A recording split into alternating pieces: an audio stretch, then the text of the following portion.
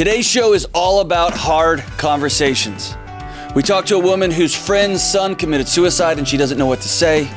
We talk to a woman who has a disabled son who's facing an uncertain future. And we talk to a young college student who's a Muslim who is facing ugly discrimination and he doesn't know what to do next. Stay tuned. Hey, what's up, everybody? This is John with the Dr. John Delony Show, the show I named after myself, because why not? That's how low my self-esteem is. I hope y'all are doing well. I hope your friends are doing well and families are doing well. You're staying healthy and getting ready for whatever comes next in your world. On this show, we talk about your mental health, your wellness, what's going on in your life with your kids, with the person that you love, the person you used to love who doesn't love you anymore. Anything you want to talk about, give me a call at 1-844-693-3291. That's 1-844-693-3291. Or you can go to johndelony.com/show, fill out the form, and Kelly will decide your fate. So, a couple of things I want to do before we get the show rolling. We got a packed house today. Number one, please send me your success stories. Send me shout outs to the teacher who made a big deal, made an impact on your life. Send me about that husband who has just been stepping up, that boyfriend who you didn't think he had it in him, and he does. To that mom who is cranking out on little to no sleep, who is working hard, who is loving life. To that dad who called you and said, I'm sorry, I screwed up. And I want to make our relationship right. To that mom who's just kept chipping away and let me know. I want to put some more positivity out into the world. We talk about a lot of hard and heavy things on this show, and I want to continue to be a voice for positivity. And also, this is what, show 88, 89, 90, something like that. I want to take a quick second to say thanks to my man Zach B, James C, even Kelly.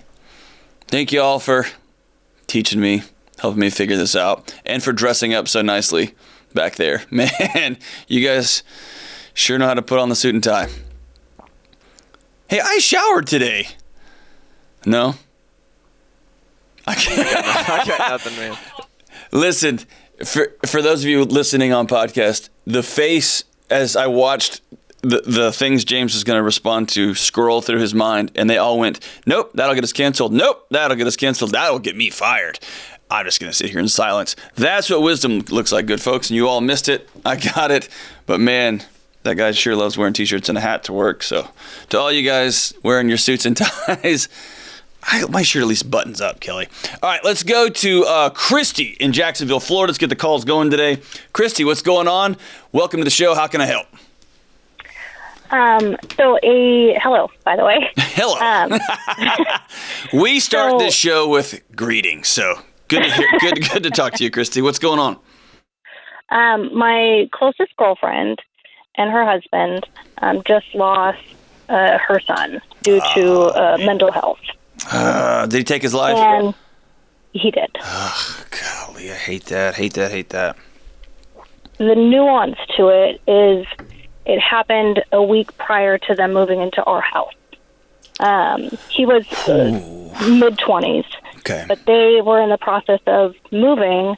They're having a house being built, so they were moving into our house, and just dealing with moving and trying to deal with that. It's stressful enough, of course, and right. Moving in with your friends, but that happening a week prior, it sort of changed the everything. Dynamic of what to expect. We are not very sort close. of. It changed everything. Yes. The four of us are really, really close, and which is why, of course, we offered for them to come and stay with us, right, for the next few months. And I am trying to help her navigate all of that, and be her support. And I've never really dealt with death besides grandparents, and my father passed when I was really young, but as an adult I don't know what to say or how to help. Gosh, Christy, thank you for calling. Number one, I absolutely hate that for your friends. I hate that for you guys. I hate that for that young man. that's going to ripple through that family system for a long, long, long time, right? And it may not feel like it, but they could not have had a better situation to run into that buzzsaw of pain, to be able to come live with two people that loved them so much that y'all opened your home to them before this even happened, right? So this happened about a week before they moved in with you? A week before they moved in with us. It's been a few weeks now. And how long have they been with you? A couple of weeks? Okay. So behind closed doors, I've dealt with this so much, and so I'll walk you through, here's some things to do, and we'll speak broadly to people who love others who are in pain. But how has this affected you and your husband? We're good. We've always had a really close, really strong relationship, and so have they, which helps. Yeah. We are all like-minded in that fashion. Good. Okay. It has helped us, with them moving in, it has helped us communicate better. You have to communicate well when you have other people living in your house. Yeah. So it has rippled to him and I, which has only strengthened things. So that's awesome. Good. That's so good.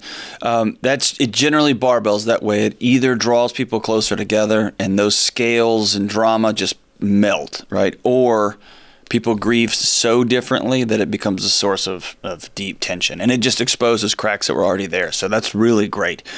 What has it been like having that couple live with you? How have they been navigating the world? Pretty good. The first 2 weeks, there were days that, the house is divided to two separate kind of master bedroom, bathroom areas. So they have their space and we have ours, and then the living room is common ground. So there are days that I don't see her because she needs to grieve in privacy, and I understand that. And there's other days that she will come out and, make dinner with us or, be a part of the family unit. Yep. And then the husband is supporting her and encouraging her, but also recognizing when she needs the space. He will either leave the house or come, socialize with us. Gotcha. So the couple of big overarching things is there is not a right way for them to handle this. And one of the most devastating things a couple can do to each other is to expect each other to grieve in certain ways that makes the other person feel comfortable. And another devastating thing people can do is to impose their pain, their discomfort on grieving people, right? So the way you just explained it to me is so beautiful. Sounds like she's got people in her immediate area that love her and love her enough to invite her to make dinner. You're not making it weird. And love her enough that she's not coming out. And she has a husband that gets that too, right? And my guess is he's gone into overdrive and will slowly have to deal with his own things later. There are some 100%. Folks that they just don't grieve like other people do. And they don't need to fall down and cry, and they grieve internally, gently. The way I like to explain it is some people have a balloon of grief and it just pops and it goes everywhere. And over time, they've got to slowly put those pieces back together. And some just gently let that air out of that thing over time. And it just, they grieve with it in their own way. There's not a right way to do this. What I will tell you is no matter how real they look, how much like your old friends they look, being a couple of weeks out of losing their son in that way, they are still grieving deeply. They're still in shock. And so understand they're going to continue to come in and out in various ways over the next 6 months to a year. Okay. Here's a couple of big rules. Number one, talk openly, not shamefully, and directly and compassionately. Don't beat around the bush. Okay. And I'm not imposing this on you. I'm speaking this to the listening audience and also to you too. Hiding it and talking in hushed tones or in weird words doesn't help, right? So if it does come up and you are invited into a conversation, you can say the words, "I'm so sorry your son took his life. I'm so sorry that your son died by suicide," right? I'm so sorry that happened. Hiding it and talking in those elevated, weird, distant, I'm sorry that there was a tragedy of such heightened purport, right? We try to not say the thing, and we end up talking around it, and everybody just doesn't have their pain met, right? They don't feel connected to. So just be open about it. Number 2, be invited into those conversations. Let them know that you're a safe place. Let them know they can talk to you about anything. If you're comfortable with that, you don't have to become a dumping ground. You can say, hey, I don't have any resources here to help you. I'm happy to listen. But if you're okay listening, tell them that anytime. I'm happy to be invited in that conversation, but don't force them to help you feel better, right? Let them know that you care about them, that you're willing to listen, but also be completely comfortable in silence. And this is where I failed people in my life, and I had to learn this the hard way. I read all the books. I read all of the things. I always wanted to know the quote-unquote right thing to say. And it took me sitting with person after person after person whose child had died by suicide, person after person whose child had passed away in a car wreck or whose spouse, till I realized, oh gosh, there's nothing to say. The most therapeutic healing thing in this moment is my presence, that I'm just here. And that's why I tell you, you and your husband are such a gift, Christy, to this family, because you're just there. You're just there making dinner, letting the routine of life go on. They're anchored into that, and then they can rappel off and grieve as they need to. Remember this, Christy, you're not trying to fix them or solve anything. You're just simply being with them, because you can't solve or fix this. It's a permanent thing. It's a permanent wound, right? So all of your focus can be, how can I be with them, right? So when y'all are making dinner, is it like old times? Is there that tension? Tell me about how that's going for y'all. No, it's been good. And I have to remind myself that she still is in this process. She's very, very strong. They're both very, very strong. Yeah. And, a TV show will be on, and death will be depicted, or suicide will be depicted. And I immediately look to her because I don't want to make her uncomfortable. Yeah. And sometimes she says it's too much right now. Yep. And we turn it off, or whatever is appropriate at that time. So that's been good. It's just for me reminding myself that she is going through this, because she's really, really strong. When we see her. Did her son struggle with mental illness for a long, long time? Has this been an in and out kind of thing, or is it a total surprise? Yes. No, it's been an in and out thing. So they may have been grieving this for years, right? And they're going to grieve this final resolution. All I have to say is it's going to look different. A great gift you can give somebody who's staying in your house is to hand them the remote and say, you control this. You turn it off whenever anything pops up that gets weird, right? Or at any moment, we're defaulting back to Leslie Knope or The Office, right? At any moment, we're going to roll back to that. But you control this remote, right? And they may roll their eyes, but I don't need to do that, whatever. They're going to need it at some point, right? Those can be one of those gifts. It does feel real, and it is real. Don't feel like you're living in the Matrix, right? It is real. It is connected there, but it's going to fade in and out. My guess is a year from now, 2 years from now, she may not remember a lot of the details that you're going to remember really vividly. What she's going to remember is that Christy and her husband were there.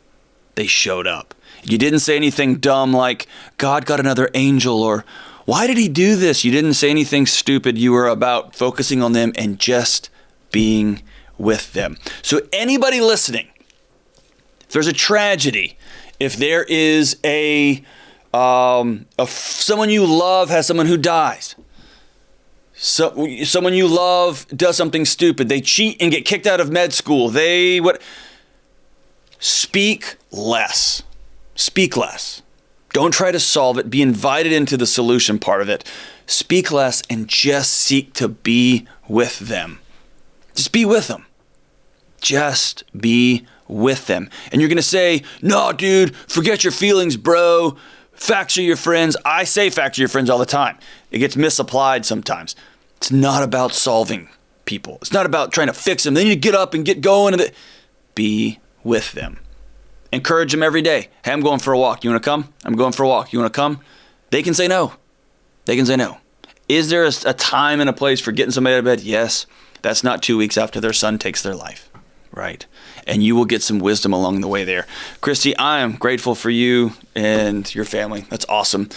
Give me a call back in a couple of weeks if things start to shake a little bit. Or if you're a friend, if they want to give me a call, I'd love to talk to them too. They can shine a light on families who are struggling all across this country about what it's like to be on the other side of this awful, awful situation. But I'm glad you're in the universe, Christy. You and your husband, y'all are good people. All right, let's go to Lisa in Atlanta, Georgia. Lisa, what's going on? Hey, Dr. John. I just want to thank you for your show. I know you help so many people. And we have a son who's profoundly disabled. Okay. And, throughout his life, we've just kind of met step by step what we need to do for him. And now we're getting older. I'm in my 60s. And so we're facing that, I kind of call it the final challenge where we have to, I'm going to start crying already. That's okay. It's all right. This one's heavy. Find a place for him when we're gone. Yep. And that's my problem right now is we've gotten guardianship of him, and we've got a special needs trust for him, and we've taken care of our wills, and we even took care of our funerals and all those things. And so now this is like, okay, now we need to start finding a place, first of all, that will accept him. He's profound, so there's not a lot of choices. Yeah.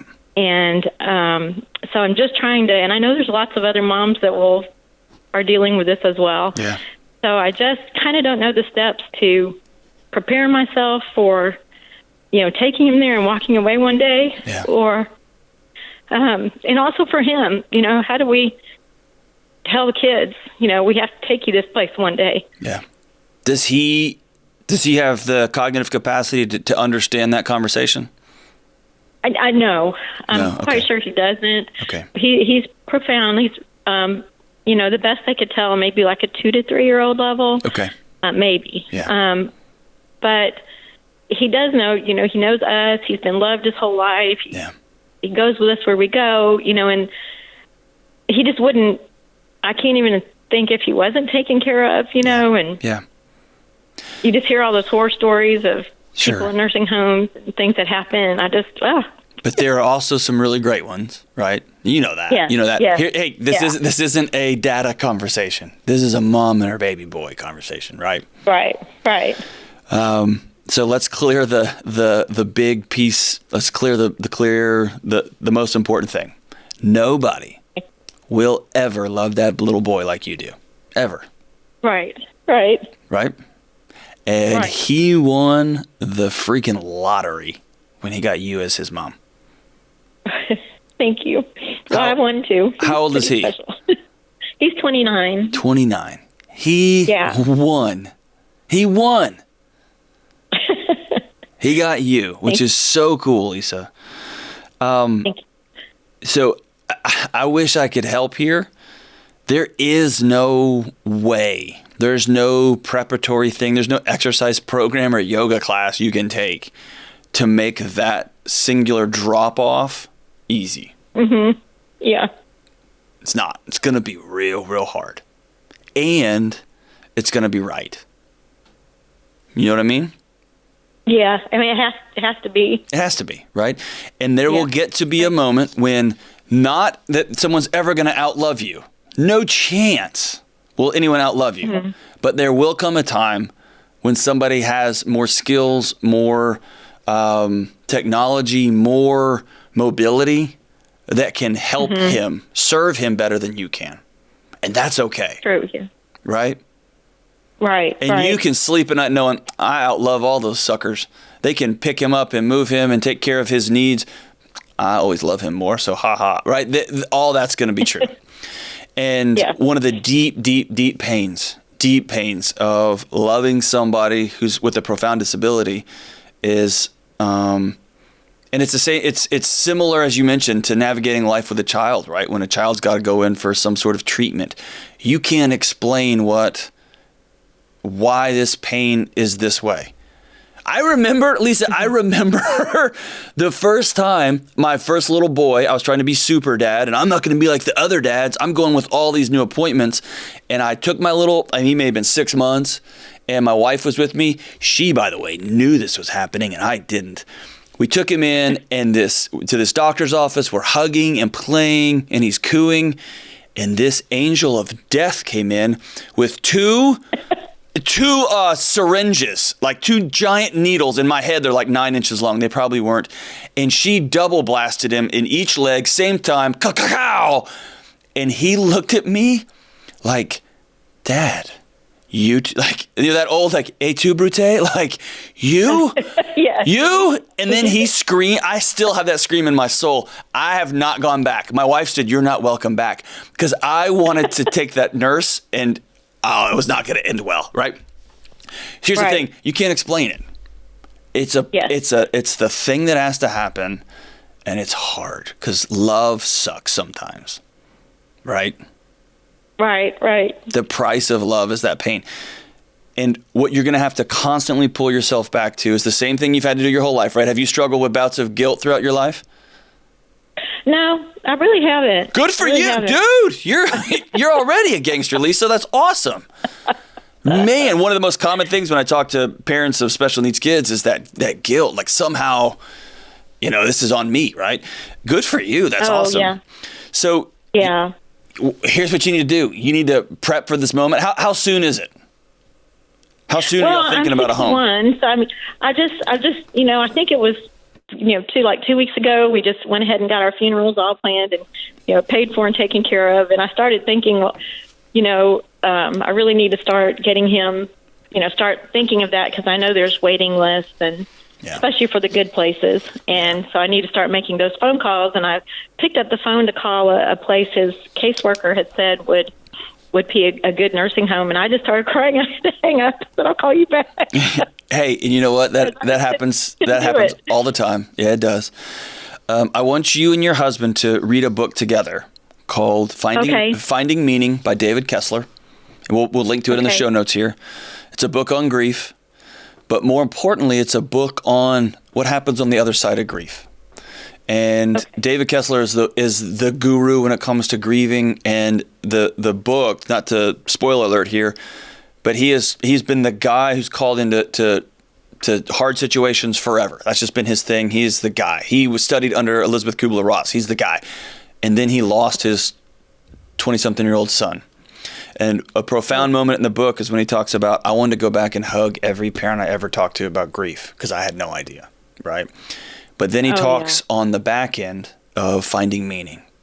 So what are some things when you can't lift your son anymore, when you can't get him up the ramp anymore, when you can't feed him in the way that he needs to be taken care of anymore, and you've got to surrender that service part, not the love, but surrender that service part to somebody else? Where will you then find meaning? How extraordinary would it be if you opened up a free service, because it sounds like you guys have taken care of your finances in a way that is really going to honor your son, honor your last years. What if you open up a free service to talk to new moms and dads who just found out they are giving birth to a son or a daughter with profound needs? What if you led a small group to walk moms and dads what this is going to be like? And suddenly that angst you feel that somebody else is caring for your son, doing those things that you've spent the last 30 years doing, you're able to channel that into serving new families who are going to be walking this journey that you and your husband have walked so carefully and so well. And that's just one example that came to me off the top of my head, but it becomes about when you're 65 and 70 and 75 and 80 and 85, how are you going to make meaning of that hurt? How are you going to make meaning of that loss of connection there?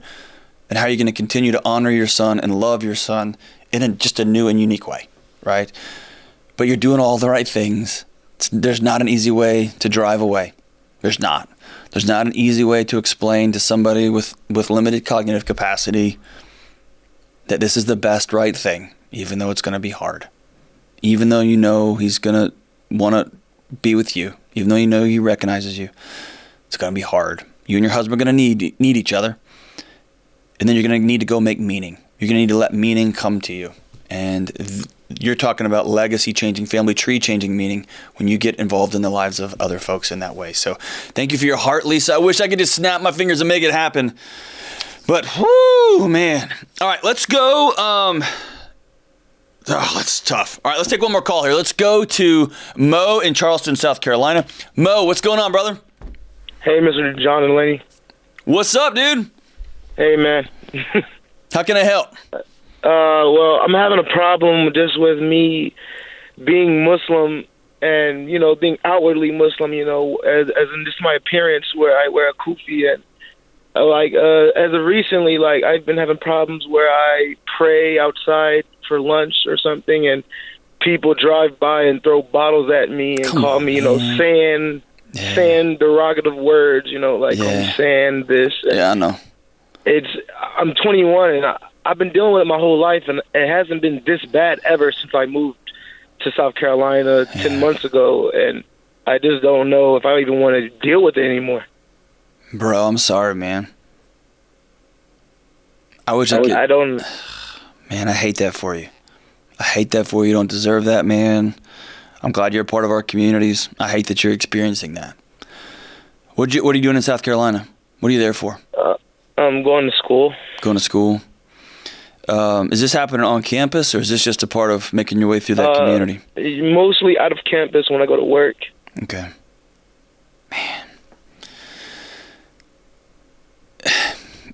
Man, you broke my heart, Mo, and I'm not the one hurting here, so I'm not gonna take your story from you. But man, I hate that you're experiencing that. I hate that people are so ignorant and stupid and repulsive that they would treat another person like that, especially someone who's simply trying to express their faith in a gentle way. I hate it. So I wish I could tell you that I haven't worked at college campuses where I've had to have this conversation with students in your situation before, but I have. At the end of the day, the most you can do is take care of you. Yeah. Right? And if somebody's throwing bottles at you, obviously that's a crime, right? That's a criminal act. And I hope that you're in a situation where you're safe enough to get the authorities involved in that. But I know that's easier said than done. Right, and it's kind of like it happened like when I was praying, so I couldn't even get my eyes on them. I mean, yeah. So here's the deal: you got to find people you can be safe with. Okay. If you're not safe, or if your professors are out of bounds, I'm gonna tell you something crazy. You've got to be safe, or you can't do the things to learn. Right? You've got to be safe, or you can't fully express your faith. If you got to be safe, or you can't connect with other people, where you're gonna find your future spouse, where you're going to find your community, right? And over time, when those things happen in a concentrated area like that, you say it has never happened like this, right? People have run their mouth to you. My whole life, I've lived in New York, Virginia, and I've never experienced this amount of blatant racism strictly to my face. Man. Ever. So, hey, what do you want to be when you grow up, man? Engineer. A civil engineer. Oh, you mean you want to help bridges and roads so people can get to work and go see their kids? Yes, sir. What a jerk, dude. What a jerk, Mo. Unbelievable. Why did you say that? Why did you give me a job that is going to be dedicated to service of others? You know why? Because you're a good person, brother. God, that pisses me off, man. Golly, I can go real quick from heartbroken to real pissed off fast, and I don't get mad very often, man, but you got my heart all riled up. Listen.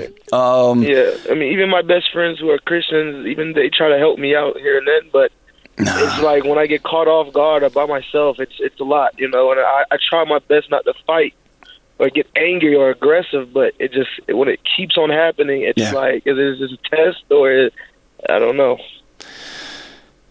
I want you to protect your heart, man. I want you to protect your heart. And if that means leaving school, leaving that area and going to some place that's going to honor you and your faith, and that might be what you have to do. This is going to sound crazy. I've been in a place that was not appreciative of my faith, and I ended up taking out and going somewhere else. Okay. I also don't want to encourage people I don't want to encourage that type of blatant racism, man. And so it's easy for me as a privileged guy to sit on the outside and say, well, here's what you should be doing. You know what I mean? at the end of the day, you've got to be safe and you've got to find people who will care and love for you and your heart of service. You know what I mean? You deserve that. And I hate the fact that people in our community and my region of the country are treating you like that. Right? Yeah. What I don't want you to do, and this is going to sound trivial, and I've got no... Man... What I'm going to tell you is going to sound so trite and so silly and so privileged, and so I'm going to apologize on the front end, but I mean it from the bottom of my heart. I don't want the ignorance and idiocy and stupidity of a few to sour your heart, to change your spirit, and to begin to shift your default setting to not one of love and peace and compassion and service to other people, but one of anger and hate. Okay? Yeah. And I want you to know I'm going to do what I can as a part of my community to speak loudly and boldly from the inside out on how we treat people who are different than us and look different than us and pray different than us. And also I want you to make sure you protect and take care of your heart and soul. Yes, sir. Right? Yeah. You deserve better than this. I need you making good roads for my kids are going to drive on, okay? Yes, sir. I need you dedicating your life to fixing all the buildings that are falling. I don't know whatever civil engineers do, but I just know that my kids need you, okay? I need you. Yes, sir. Okay? Yes, sir. You got it? Yes, sir. Thank you. So whatever you got to do to make sure you got people you can be safe with, people that will rally around you. Maybe it's getting a group of call your Christian friends on the carpet. Say, I'm going out to pray, and I want y'all to pray with me. It's going to look different. Yeah. Come with me, right? Yeah. It may be you got to leave, man. And I hate that. I hate that for you. I hate that for your school community. And I hate that for... me and my mom been talking about it. She wants me to leave, but I kind of want to just try to finish the semester out. But I got you. Yeah. That's brave. But take care of your heart, okay? All right. Talk to the people at your school, too. Let them know what you're going through. Make sure you are meeting with people on campus and let them know what you're experiencing. Sometimes college campuses, I've had myself, I've been called on the carpet on this. College folks have partnerships with local police. They have partnerships with local churches, local schools. And sometimes it's the school's responsibility to get involved in making sure that there's a safe educational environment for their students. Right? All right. And I love you, man. I'm glad that you're out there going to school to serve other people. And keep yourself safe, okay? And if that means you got to go, you got to go. Golly. Stop! Everybody. Quit. Ignorant, stupid morons. Quit throwing bottles at people, man. Let people pray in peace, for crying out loud. Let people dress how they want to dress, for crying out loud. It's freaking ridiculous, man. Stop. Stop. And if you see that nonsense in your friend group, cut it out. Cut it out. If you hear somebody in your friend group talking like an idiot, cut it out. Tell them to stop. None of this crap stops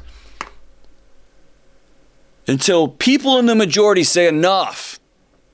We're done with it. We're going to let people be. Now, we're not only going to let people be, we're going to love people. Because I need more civil engineers who know what they're doing. I need more everybody. I don't care what their outcome is. That made it sound like I just want to love people because of what they're going to do for us. No. I love people because they're worth loving. Drives me crazy. I'm going to wrap this show up before I just lose my... God almighty. All right, so as we... I'm trying not to make a horse noise. I'm trying hard not to make a horse noise.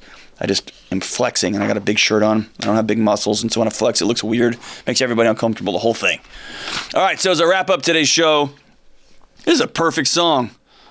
It may not be, but I don't know. It's from the 1995 record, The Bends. One of the awesomest bands of all time. Radiohead, from their... just a remarkable record. If you got one record to go listen to today, listen to The Bends by Radiohead. Listen to it all the way through. It's incredible. The song's called High and Dry, and it goes like this. 2 jumps in a week. I bet you think that's pretty clever, don't you, boy? Flying on your motorcycle, watching all the ground beneath you drop.